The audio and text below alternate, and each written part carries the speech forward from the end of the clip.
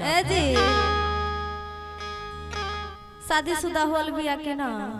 पूरे पूरे छरहर बिया पूरे बिया हो गइल ह त कैसे जानबू कि पिया सबर बारे की गोर बारे सबर बारे। हां घूम पहले से पता बा जनरेटर उठी तब ना घूमट उठी तब ना वही ना। हां कैसे पता रे है कैसन बा सावर गे मैया सावर ले जाई है झील तू कैसन बा गोर बाटे। हां ओके गोर बाड़े। चलिए ये हमारे माया रानी और रतिया कहतिया कैसे हो कहतिया पतरो बारे आ सबरो बारे आ बड़ी बेजोर बारे बड़ा छोटो मोट बारे गे मैया गे मैया अन्ना नंगड़ा बारा ना सबर का बारा आ साबर ना गोर बारा लेकिन बेरोई बजोर बारा। ओके चलत होई तिरछा कैसे कहतिया कैसे त्रिभुज लगा के त्रिभुज लगा के हां ओहो ओ जाई सन सोचले रहनी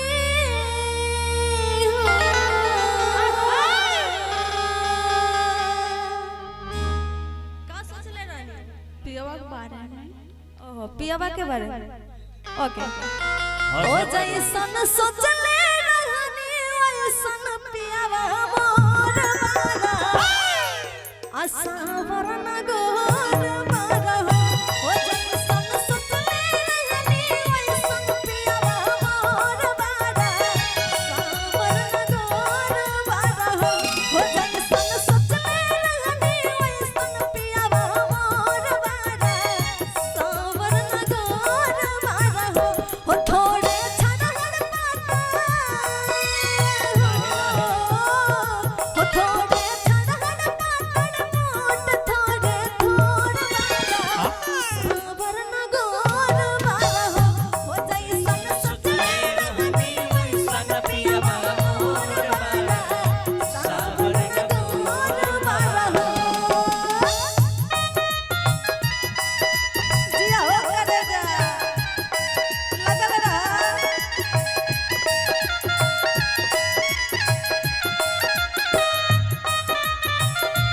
सब धन तोड़े बाबू वाह बिया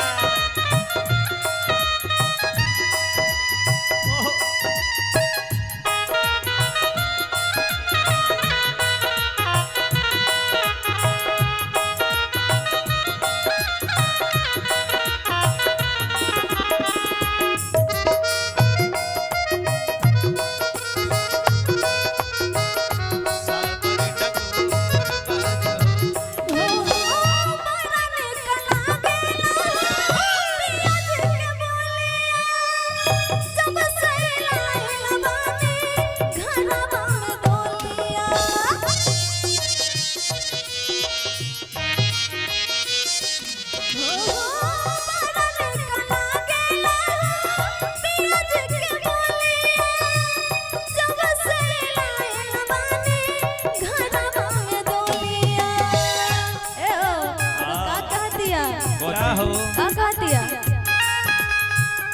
हो जाने जन्म जमाने अरे ला हेला हेला हेला हेला हेला हो बाटे जन्म जमाने चंदा के चकोर बिया सावर न गोर बिया हो जाई सन सचले रहनी सन पियावा मोर बारा सावर न गोर बारा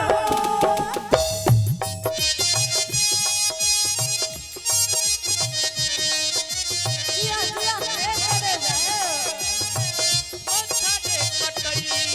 रतियों पे नींद न हुई है ये कनिया कनिया कौन परई है कनिया कौन परई है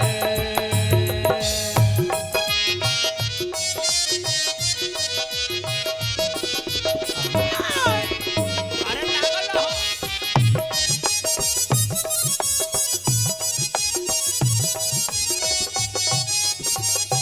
ए हो तेरा बात के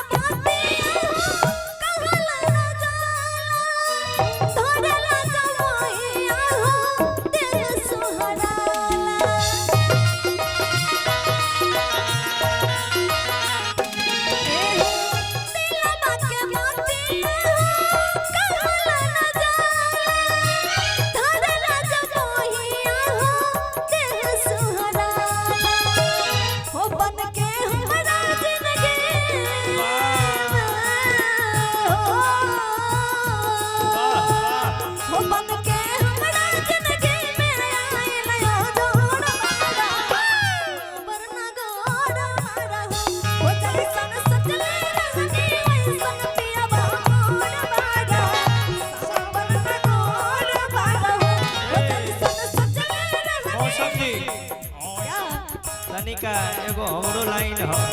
कहिए बोलो कि जैसन सोचल रहनी बाबा तनिका कम डाउन से धीरे धीरे मौसम जी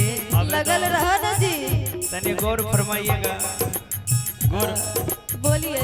कि जैसन सोचल रहनी वैसन धनिया मोर बानी साबर न गौर बानी हो वो जैसन सोचल रहनी वैसन पियावा मोर बारा सावर न गौर बारा हो वो जैसन सोचल रहनी वैसन पियावा मोर बारा सावर न गौर बारा हो ऐसा ना होला